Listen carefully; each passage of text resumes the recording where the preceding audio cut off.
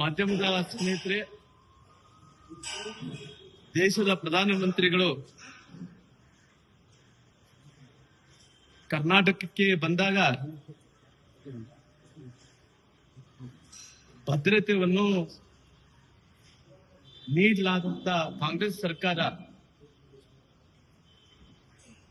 ದೇಶದಲ್ಲಿ ವಿಶ್ವದಲ್ಲಿ ಪ್ರಧಾನಮಂತ್ರಿಗಳು ಹೋದಂತ ಸಂದರ್ಭದಲ್ಲಿ ವಿಶೇಷವಾದಂತಹ ಭದ್ರತೆಯನ್ನು ವಿಶ್ವದಲ್ಲಿದ್ದಂತ ಎಲ್ಲ ದೇಶಗಳು ಪ್ರಧಾನಮಂತ್ರಿಗಳಿಗೆ ಭದ್ರತೆಯನ್ನು ಕೊಡ್ತಾರ.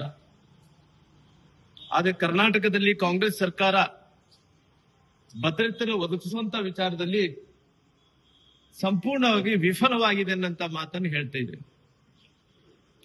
ಯಾಕಂದ್ರೆ ಇವತ್ತು ಈ ರಾಜ್ಯದ ಮುಖ್ಯಮಂತ್ರಿಗಳಂತ ಸನ್ಮಾನ್ಯ ಸಿದ್ದರಾಮಯ್ಯನವರು, ಈ ರಾಜ್ಯದ ಗೃಹ ಮಂತ್ರಿಗಳಂತ ಪರಮೇಶ್ವರ್ ಅವರು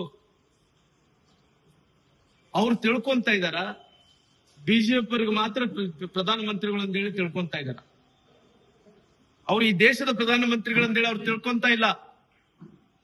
ಯಾಕಂದ್ರೆ ದೇಶದ ಪ್ರಧಾನಮಂತ್ರಿಗಳು ಅತ್ಯಂತ ರಿಸ್ಕ್ ದಲ್ಲಿರುವಂತ ವಿಶ್ವ ನಾಯಕ ಮೋದಿಜಿ ಇವತ್ತು. ಆದ್ರೆ ನಿನ್ನೆ ಪ್ರಧಾನಮಂತ್ರಿಗಳು ಬಂದಂತ ಸಮಯದಲ್ಲಿ, ಕರ್ನಾಟಕಕ್ಕೆ ಬೆಂಗಳೂರಿಗೆ ನಿನ್ನೆ ಬಂದಂತ ಪ್ರಧಾನಮಂತ್ರಿಗಳ ಸಮಯದಲ್ಲಿ ಹತ್ತತ್ರ 100 ಮಂದಿನ ಇನ್ಸ್ಪೆಕ್ಟರ್ಗಳನ್ನ 100 ಮಂದಿ ಇನ್ಸ್ಪೆಕ್ಟರ್ಗಳನ್ನು ವರ್ಗಾವಣೆ ಮಾಡಂತ ಕೆಲಸ ಈ ಸರ್ಕಾರ ಮಾಡ್ತಿದೆ. ನಾನು ಕೇಳ್ತೀನಿ, ಅವ್ರು ಯಾಕೆ ಅಷ್ಟು ಅರ್ಜೆಂಟ್ ಆಗಿ ಅಷ್ಟು ತುರ್ತಾಗಿ ಅವ್ರನ್ನ ವರ್ಗಾವಣೆ ಮಾಡ್ಲಿಕ್ಕೆ ಅವ್ರು ಏನು ಯಾಕಂದ್ರೆ ಇವತ್ತು ಪ್ರಧಾನಮಂತ್ರಿಗಳು ಬರಂತ ಹಾದಿಯಲ್ಲಿ ಜಿಲ್ಟನ್ 6 ಸಿಕ್ಕಿದಾವ, ವೈರುಗಳು ಸಿಕ್ಕಿದಾವ.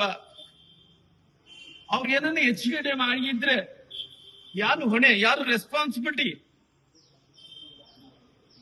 ಯಾಕ ಪ್ರಧಾನಮಂತ್ರಿಗಳ ಮೇಲೆ ಏನು ಪಂಚರಾಜ್ಯಗಳು ಚುನಾವಣೆ ಗೆದ್ದಾರ ಅಂತೇಳಿ ಪ್ರಧಾನಮಂತ್ರಿಗಳ ಮೇಲೆ ಕೋಪನ? ಈ ಕಾಂಗ್ರೆಸ್ ಸರ್ಕಾರ ಇವತ್ತು ಪ್ರಧಾನಮಂತ್ರಿಗಳ ಬಗ್ಗೆ ಕಾಳಜಿ ಇಲ್ಲ, ಪ್ರಧಾನಮಂತ್ರಿಗಳ ಬಗ್ಗೆ ಗೌರವ ಇಲ್ಲ. ಪ್ರಧಾನಮಂತ್ರಿಗಳು ಕರ್ನಾಟಕಕ್ಕೆ ಬರ್ತಾ ಇದಾರ, ಬೆಂಗಳೂರು ಬರ್ತಾ ಇದಾರ ಅಂದ್ರೆ ಈಗ ಅವ್ರು ಯಾವ ರೀತಿಯಲ್ಲಿ ರಕ್ಷಣೆ ಮಾಡಬೇಕು ಅನ್ನಂತ ವಿಚಾರದಲ್ಲಿ ಕೂಡ ಕಾಳಜಿ ಇಲ್ಲ. ಅದಕ್ಕೋಸ್ಕರವಾಗಿ ಏನು ಅವ್ರು ಬರಂತ ಹಾದಿಯಲ್ಲಿ ಏನು ಜಿಲ್ಟನ್ 6 ಸಿಕ್ಕಿದಾವ, ವೈರಸ್ ಸಿಕ್ಕಿದಾವ ಏನ್ ಸಿಕ್ಕಿದಾವ, ಆದಷ್ಟು ಶೀಘ್ರದಲ್ಲೇ NIA ತನಿಖೆಗೆ ಅದನ್ನ ಒಪ್ಪಿಸ್ಬೇಕು ಅಂತೇಳಿ ನಾನು ಒತ್ತಾಯವನ್ನು ಕೂಡ ಮಾಡ್ತೀನಿ ರಾಜ್ಯ ಸರ್ಕಾರಕ್ಕೆ.